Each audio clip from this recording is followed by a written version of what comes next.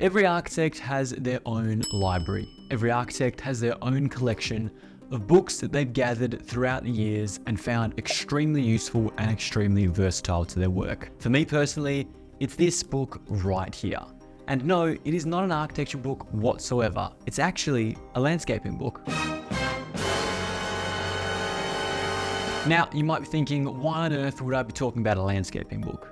Well, landscaping is the finishing touches to any great architectural project. As architects, it is our duty to be able to provide a holistic project. Now for me, that definition includes landscaping. It includes a beautiful selection of plants, a beautiful selection of soft and hardscaping materials, as well as some carefully crafted spaces in those areas as well. Now, before we flip this book and reveal exactly what it is, I just want to take a moment to thank all of you for subscribing to the channel. We are so close to 50,000 subscribers, and by the time you watch this, there's a high probability we've already crossed it. So seriously, thank you so much for subscribing, for supporting me over all of these years as we continue to grow, develop, and bring incredible content to all of you. Now, without further ado, the book I'm holding in my hand is The City Gardener by Richard Unsworth. It is a phenomenal book and a phenomenal resource for a number of reasons.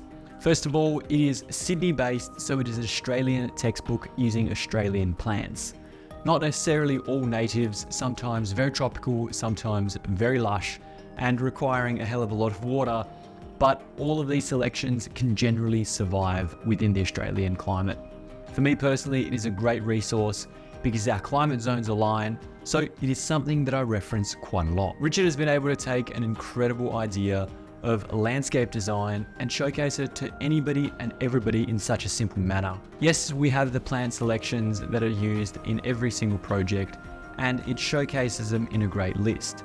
However, every other landscaping book out there does the exact same. What Richard has been able to do to capture my imagination, to capture my creativity, is showcase all of this through a diagrammatic 2D plan. The 2D plan executes the combination of soft landscaping, hard landscaping, plant selections, and furniture in a superb and unique way. Further to that, they are able to break down the budget of every single project.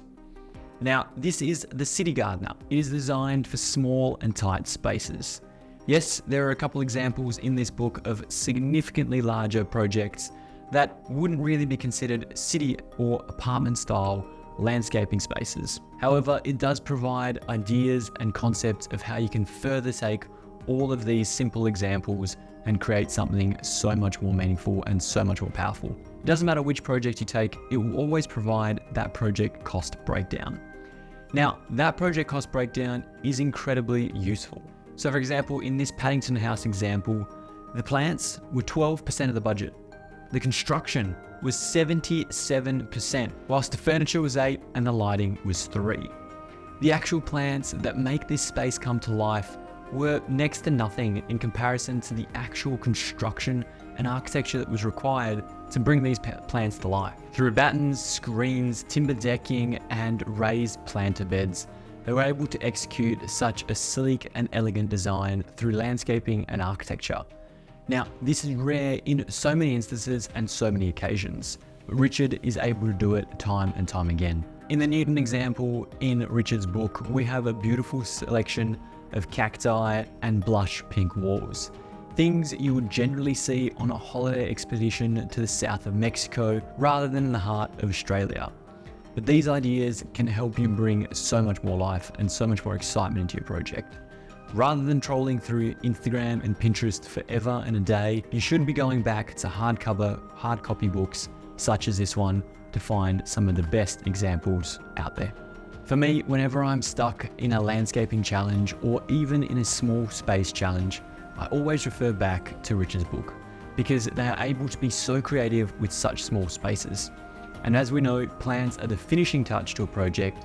They are able to actually bring life to the space and give us a place we feel welcome at the end of the day. So examples such as this are beyond valuable, and they bring so much added warmth to a home. If you are in the architecture industry, if you are designing for yourself or for others, be sure to actually think outside the box. Stop thinking just about architecture and start thinking about the landscaping as well. Now, if you stuck around for this long, you're probably wondering, how much did I pay for the City Gardener and how much should you pay?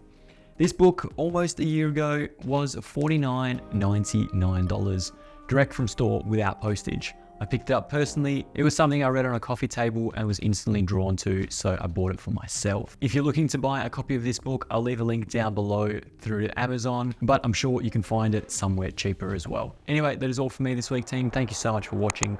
I hope you enjoyed the video. If you did, smash the subscribe button down below, and like always, I'll see you next week.